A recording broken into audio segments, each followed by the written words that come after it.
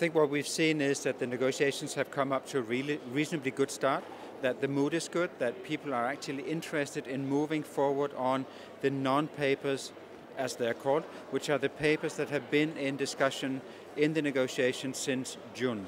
And I think we have a reasonably good chance of movement on a number of the key issues.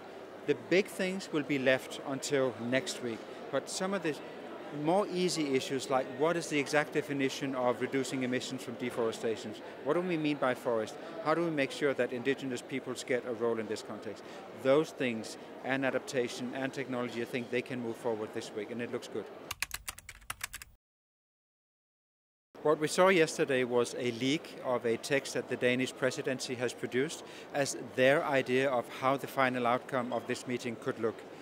What turned up, and it's been in the rumors for quite a long time, was that this Danish text reflects a desire to make sure that the US will get on board with the final agreement.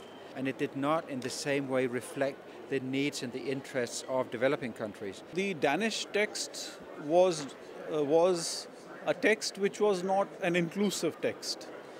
Most developing countries were not consulted. What this means is that we now have it. We know what's in it.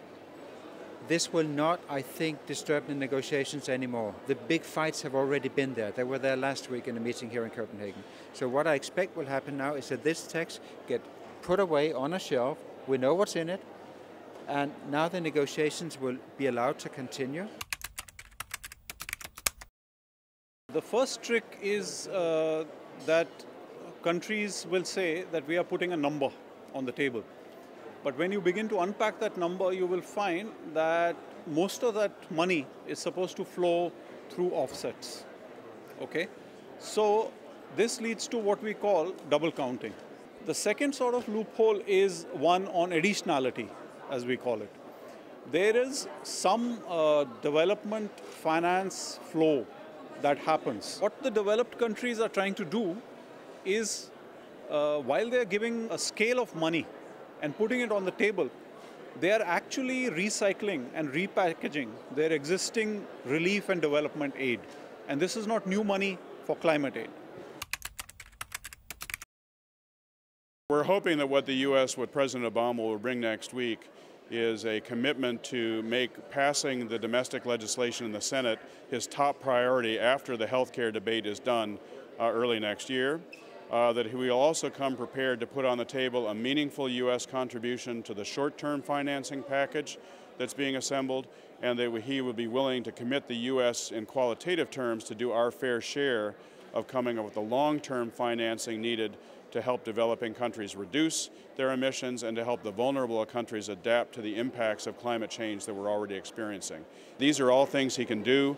We're hoping he can do it next week, and that he'll provide some momentum and energy to this process by making those announcements. We also hope that he will say something about the fact that there are provisions in the U.S. domestic bill that would take some of the allowances under our cap and trade system and use them to help countries like Brazil, Indonesia, Papua New Guinea, and the Congo reduce their emissions from deforestation.